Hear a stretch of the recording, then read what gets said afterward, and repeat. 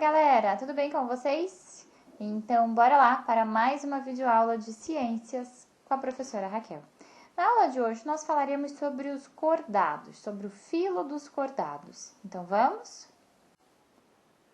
O filo dos cordados, ele é formado por dois subfilos, tá? Então, ele é subdividido em dois grandes grupos.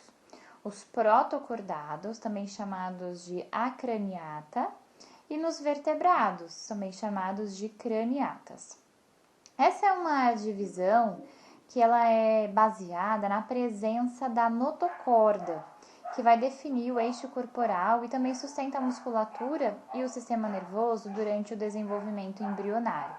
Então, pessoal, a notocorda, ela na verdade, ela é um bastão, tá? Formado por células que se localiza no dorso, né, digamos, nas costas dos embriões. Então, nós estamos falando lá ainda no desenvolvimento embrionário, tá?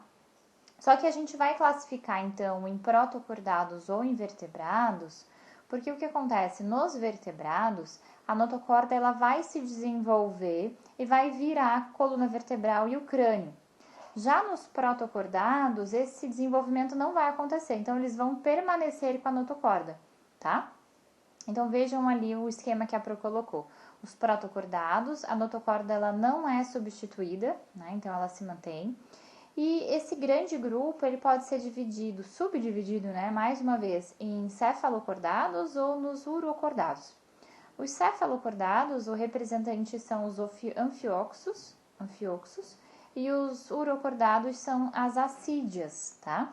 Então, eles fazem parte, eles são, né, um grupo de cordados primitivos, são animais marinhos que não possuem caixa craniana e coluna vertebral. Eles ainda apresentam a notocorda.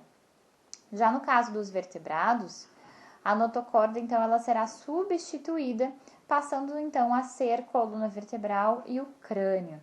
Então, vai apresentar as vértebras, né, o crânio, a coluna vertebral.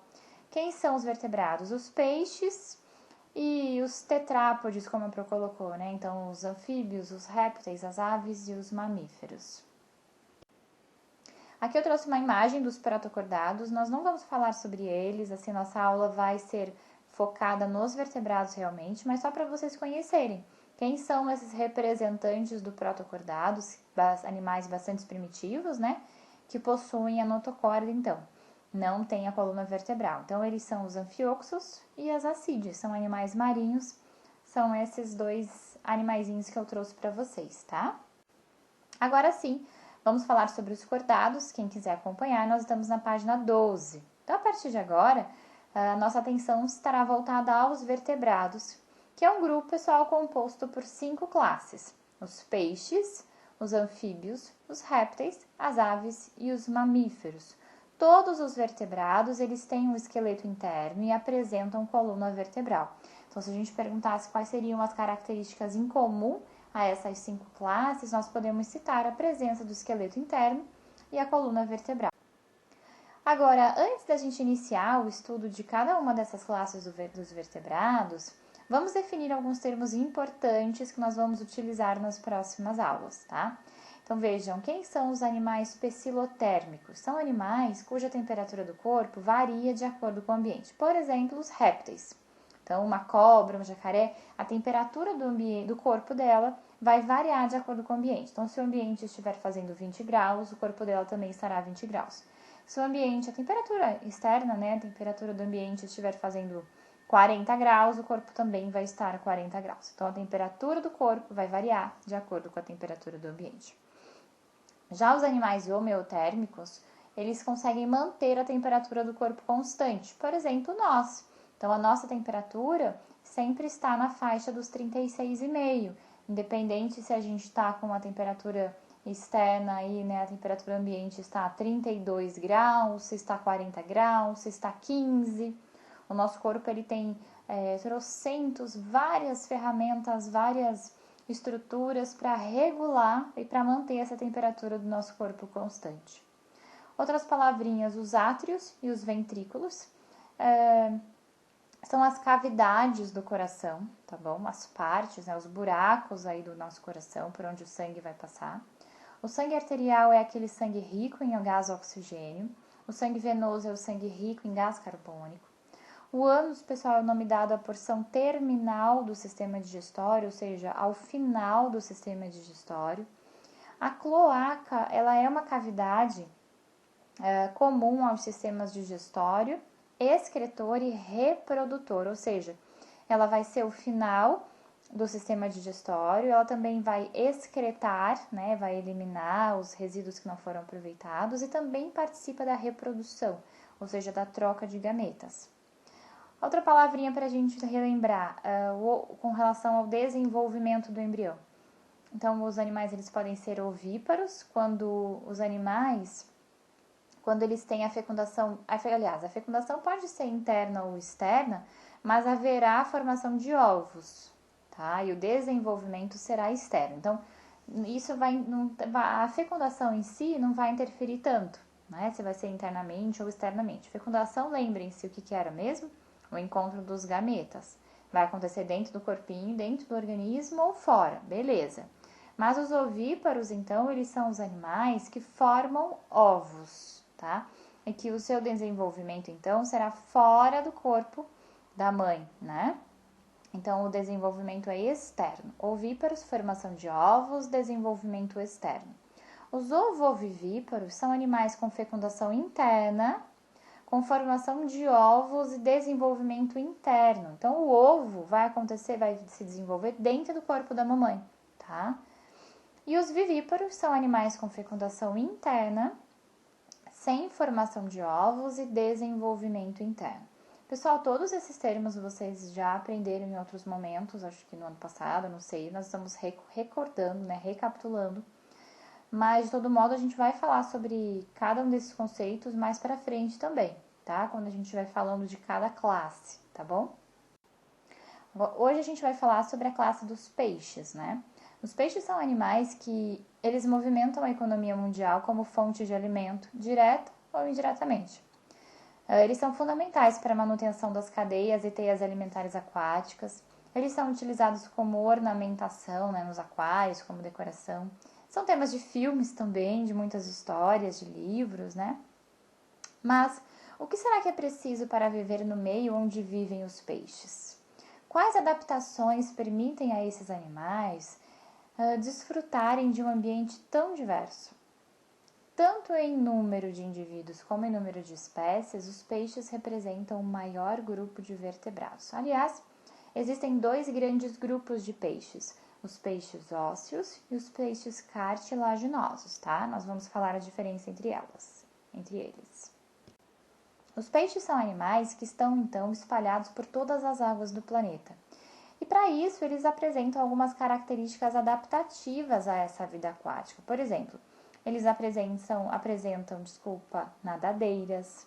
Eles apresentam muco, né? Então, eles têm glândulas mucosas. Então, são glândulas que produzem muco, que tem a função de evitar o atrito e acaba facilitando o deslizamento dos animais na água.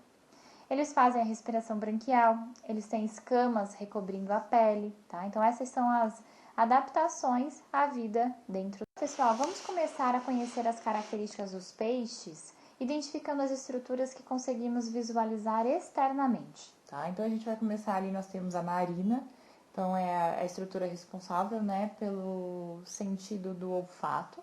Nós temos o olho, o opérculo, as nadadeiras dorsais, nadadeira caudal, nadadeira anal, a linha lateral, observe aquele risquinho no meio do corpo do peixe, as escamas, a nadadeira pélvica e a nadadeira peitoral e a boca. Pessoal, a gente vai falar dessas estruturas ao longo da nossa aula, tá bom? Então, vamos lá. Os peixes, eles são animais adaptados, né, ao ecossistema aquático, nós já falamos sobre isso. Eles se deslocam com bastante eficiência na água, porque eles têm o formato do corpo, né, um formato hidrodinâmico, que facilita, então, esse deslocamento. E ele tem, claro, as nadadeiras para auxiliá-los a nadar, né? Apresentam também alguns órgãos sensoriais especiais que contribuem para a orientação na água, que é a linha lateral, a visão e o olfato. Então, esses três são três órgãos sensoriais dos peixes, tá bom? A gente vai falar sobre a linha lateral, que é a novidade, né? Visão e olfato, beleza. Vamos falar sobre a linha lateral. Os peixes, eles são animais pecilotérmicos. Eles têm o corpo recoberto por escamas e, como a gente já falou, eles apresentam um muco que diminui o atrito com a água, né? O que vai acabar facilitando o deslizamento. Em relação, então, aos órgãos do sentido, né? Ao sistema sensorial, eles apresentam olhos desenvolvidos e sem pálpebras. A linha lateral, pessoal, ela vai indicar o sentido do movimento da água. Também mostra variações de pressão e até a presença de objetos, presas ou predadores. E o último órgão do sentido seriam os ouvidos, né, que também estão relacionados até com o equilíbrio do animal. Sobre o sistema digestório dos peixes, eles possuem um sistema completo, iniciando-se na boca, que pode ser ventral ou anterior, com dentes e língua, e termina no ânus ou na cloaca. Pessoal, lembra? Quando a gente fala em sistema digestório completo, eu tô dizendo que ele vai começar na boca e vai terminar no ânus, né? Quando eu digo que a boca ela pode ser ventral ou anterior, significa dizer que ela pode ser na posição ali na cabeça mesmo, né, na posição mais normal dos peixinhos, ou pode ser na barriga, como é o caso, por exemplo, dos tubarões, de algumas espécies de arraias, né? Então, ela é para baixo, a boquinha para baixo. Isso seria uma boca ventral, tá? Eu falei que o intestino termina em ânus ou cloaca. Então, vocês vão ver que tem algumas espécies, né? Elas têm o ânus e outras vão ter a cloaca como saída, né? Como final do sistema digestório. Então, vejam. E outra coisa, nos peixes cartilaginosos, existe uma estrutura chamada de válvula espiral que tem a função de retardar, ou seja, de diminuir a velocidade da passagem dos alimentos, o que vai permitir, vai oferecer uma maior superfície de absorção dos nutrientes, tá? Sobre essa alimentação, a alimentação dos peixes é bastante variada. Existem espécies herbívoras, existem espécies carnívoras e existem espécies onívoras, ou seja, que são herbívoras e carnívoras, tá bom?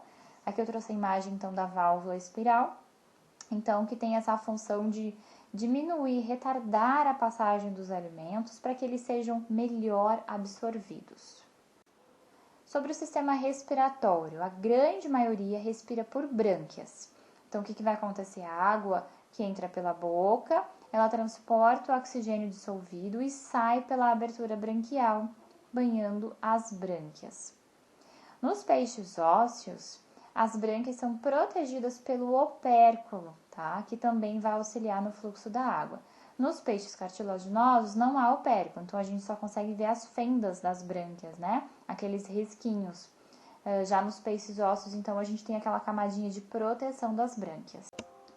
Outra coisa interessante é que os peixes ósseos, eles apresentam uma estrutura chamada de bexiga natatória. Essa bexiga natatória, ela tem gases no seu interior e ela atua como órgão hidrostático, como a gente diz.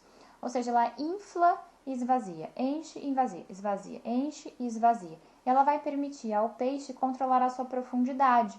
Então, se ela quer ir lá mais profundo, se ela quer afundar, se ela quer subir, então ela vai fazendo esse controle de acordo com o seu desejo, né? Se quer descer ou se quer subir, e vai utilizando, então, eliminando os gases ou inflando a bexiga natatória, tá? Inclusive, essa bexiga natatória, ela pode suportar diferentes pressões, tá? Já nos peixes chamados de peixes dipnóicos, são aqueles que têm dupla respiração, como a piramboia, por exemplo, a bexiga natatória vai funcionar como um pulmão, tá bom? A piramboia é um peixe pulmonado, então, que é encontrado na bacia amazônica, tá? Sobre o sistema circulatório, os peixes possuem um coração formado por duas cavidades, um átrio e um ventrículo, no qual circula apenas o sangue venoso, que é aquele sangue rico em gás carbônico. O sangue venoso, ele sai do coração, observe então aí como que é o funcionamento, né, o caminho dessa circulação nos peixes. O sangue venoso ele sai do coração em direção às brânquias, onde vai ocorrer a troca do gás carbônico pelo gás oxigênio, transformando-se então em sangue arterial, que será enviado para todo o corpo do animal, que também auxilia no fluxo da água, tá? Já nos peixes cartilaginosos, Aliás, lembrem-se que nos peixes cartilaginosos não há aquele opérculo, né? Aquela proteçãozinha para as brânquias, tá bom?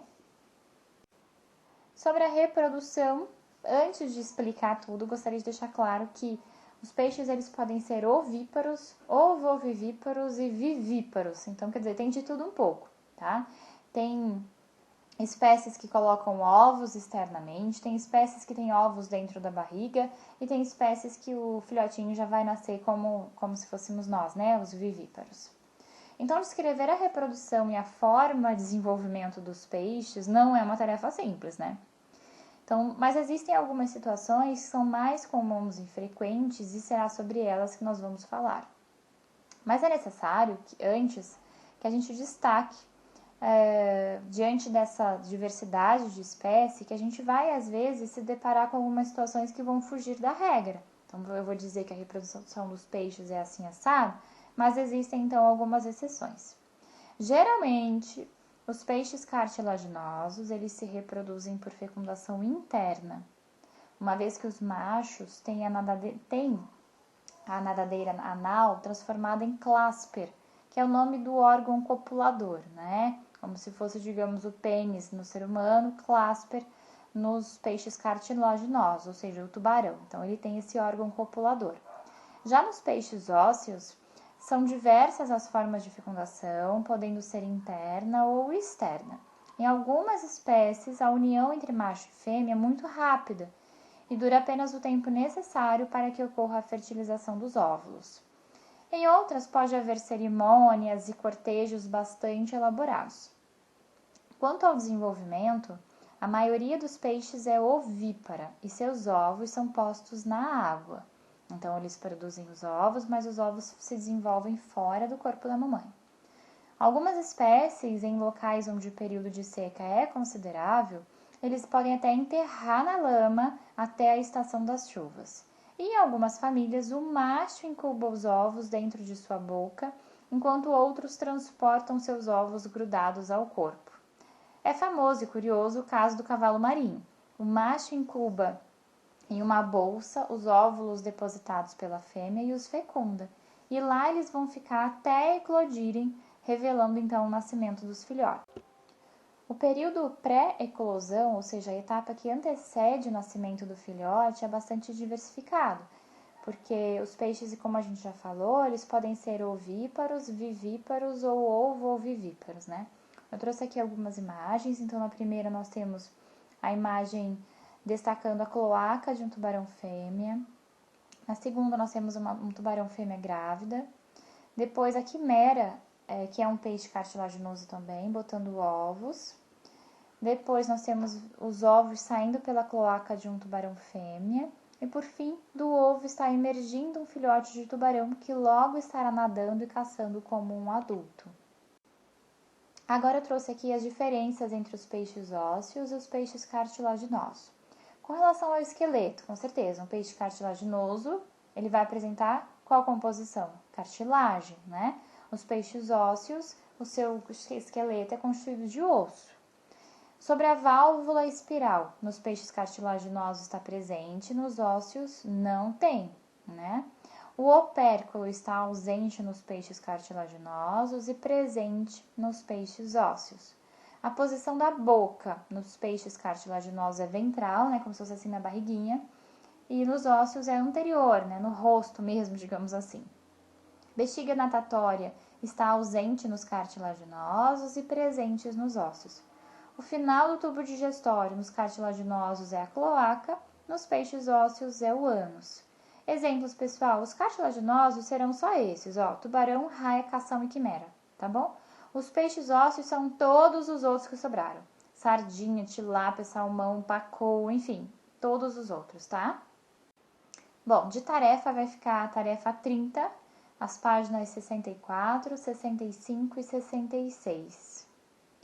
Assistam a essa videoaula quantas vezes vocês acharem necessário, principalmente para ajudá-los na realização dos exercícios da tarefa, tá bom, pessoal? Obrigada e até o próximo vídeo. Tchau!